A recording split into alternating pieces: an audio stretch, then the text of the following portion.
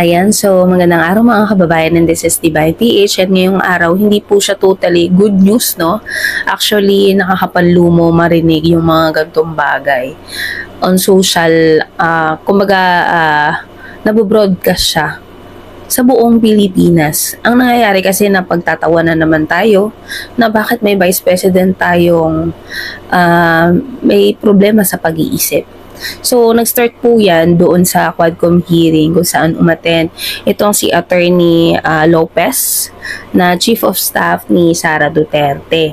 And siya po pala yung nagsabi sa COA na wag yung parang sa liquidation, wag bigyan ng kopya itong House of Representatives. And na-contempt po siya, cite in contempt. And I'm sure nakita nyo na po sa social media yung naging arte nila. Pakita ko sa inyo mga kababayan para naman alam mo, dapat nga hindi sila nag-politics, dapat nag-artista sila eh. Kasi ang gagaling nila umarte. I'm wondering kung sino yung scriptwriter nila. Kasi malay nyo sumikat. Diba? So ito mga kababayan.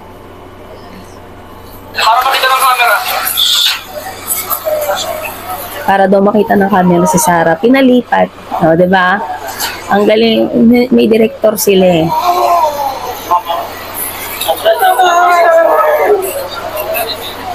Kunyari, inaapi. Ang galing, no? Kunyari, inaapi. Kunyari, sila yung biktima. Alam mo yung, ang simple ng tanong, bigay mo yung sagot. Diba? Bigay mo lang yung sagot. Pag tinatanong si Sara, di ba nga si Sara tinanong, hindi na siya umattend ng mga hearing. Di ang nangyari, yung mga tao niya yung umattend. Nung yung mga tao niya umattend at sila yung nag-isa, galit pa. Kung sana hinaharap niya, di ba, yung mga tanong na dapat talaga siya sasagot, hindi yung mga tao niya. Kasi mas alam niya yan eh. Di ba? Ikaw yung gumastos ng confidential funds, tas gusto mo ibang tao yung sumagot. Tinatanong lang naman, sino ba si Mary Grace Piatos? Sino ba yung kokoy na pumirma sa UBP at DepEd? Iisang tao pero magkaiba pirma. Diba? And ito pa mga kababayan, alam niyo yung sinabi niya? Ayan, nakalagay po dyan ang sabi niya, huwag kang mag-alala sa security ko kasi may kinausap na ako na tao. Sinabi ko sa kanya, kapag pinatay ako, patayin mo si BBM, si Liza Araneta, at si Martin Romualdez. No joke, no joke.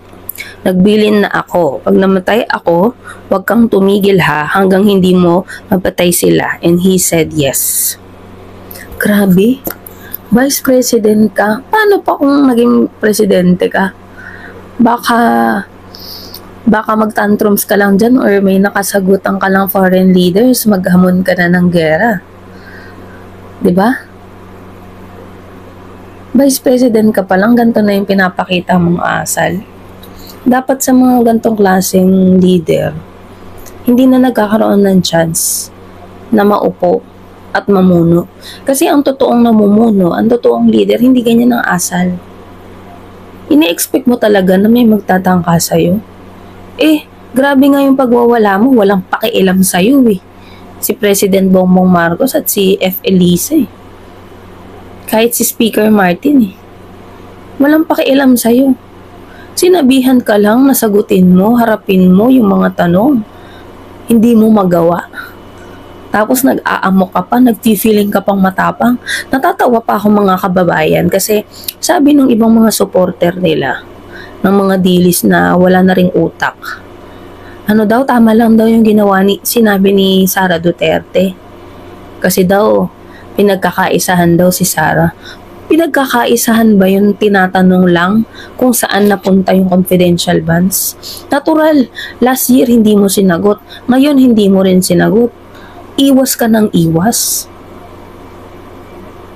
Diba? Kung umpisa pa lang, nagpasa ka na ng naka-file na doon kung paano mo ginastos yung confidential funds. Tingin mo ba matatanong ka pa? Tingin mo ba questionin ka pa? Hindi. Kasi may resibo ka eh. Wala kang mapakitang resibo. Hindi mo nga alam kung kanino mo ginastos yung pera na yun.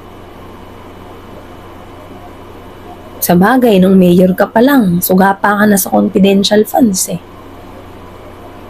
Hanggang ngayong BP ka, yun lang, hindi ka nakalusot. Nung ama mo pa yung presidente nakakalusot, walang nagki-question. Siyempre, nakaupo eh. Eh ngayon si BBM, naglilitawan na yung mga perang nilulunok mo ata eh. Pondo ng bayan eh. Yung taxes ng tao, nilulunok mo ata eh. Ako kahit hindi ako, kasi syempre pag sinabing loyalista, yan yung mga mula noon na supporter ni Apollo. Kaya syempre, yan mga magulang ko, lolo't lola ko yan.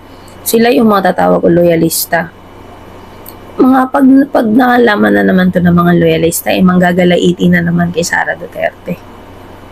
I'm wondering, ano kayang magiging reaksyon ng pamilya mo, ng mga taong malapit sa'yo, kaibigan mo, kasama mo dati sa trabaho? Diba? Syempre, lawyer siya eh. Ano kayang magiging reaksyon nila? Kahit yung mga kamag-anak mo, ano kayang magiging reaksyon nila? Ang sakit sa mata makita na itong mga dilis na supporter niya, itong tuwa pa, proud pa nga eh. Siguro sila, ganyan din gagawin nila. Dapat yung mga gantong klaseng pag-uugali, dapat to kinakasuhan na nga eh, kasi nagbabanta na eh.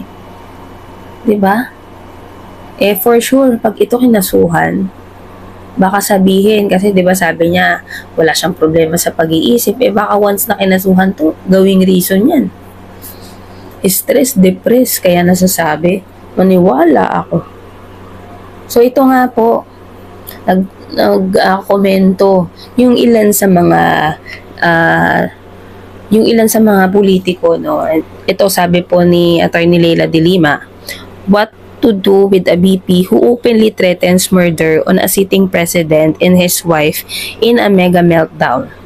Under ordinary circumstances, impeachment, but more than the ordinary, this is political drama staged by the OVP to divert the issue from its plunder of confidential funds. Kung magnakaw wagas kapag pinapaliwanag ang daming hanash, which is true, agree ako dito, Attorney Leila de Lima.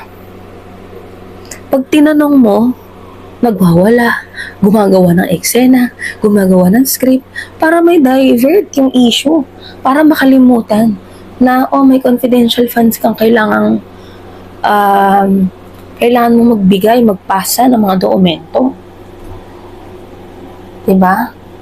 Nagpapabiktim para maiba yung issue. Eh mga kababayan, bilang nagbabayad ng tax, karapatan namin malaman saan napunta yung perang ginagastos mo. May karapatan kaming malaman. Hindi lang kayo na mga supporter ng dilis ang utak ang may karapatang mag-question. O mag-question kayo sa ibang leader. Nag-question din kami kay Sara. Kasi yung pondo niya, galing din sa tax namin. So kung kayo mag-question, go ahead. Pero ako pakikialaman nyo, yung commentary ko, magre-react kayo, magko-comment kayo na hindi maganda, pakialam ko sa inyo. Kayo ba pinakikialaman ko na kinikriticize nyo or tinatanong nyo? Halimbawa, yung ginastos dun sa SONA ni BBM, kini-question nila yon. Eh bakit? Hindi lang naman kay BBM ginastos dun eh.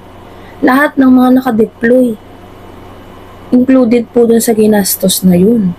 Yung pagkain nila, yung ibang mga expenses nila, etc. Alam mo yung bibigyan mo sila ng resibo, hindi sila maniniwala. Mas naniniwala kasi sila kay Sara kahit na puro kasinungalingan ang sinasabi. Ganito pang leader yung gusto nyong maupo. Yung mentally hindi okay. Yung simpleng bagay lang gagawing big deal para magbukang sila yung biktima. Sila yung naapi at ikaw yung masama. Marami akong kilalang ganyan eh. Yung ikaw na mali, ikaw na nga may ginawang kasalanan, ida-divert mo para ikaw yung maging biktima, tas kukuha ka ng simpatsya sa tao. Marami akong kilalang ganyan. Hindi lang sa politics. Diba ang kakapal ng mukha? So, protect the president, mga kababayan. Siyempre, yung presidente natin nagtatrabaho. Sabi ko nga sa inyo, ilang beses ni Sarah pinagsalitaan na hindi maganda si BBM. Pero, ni isang beses ba may narinig kayong nagsalita si BBM na hindi maganda?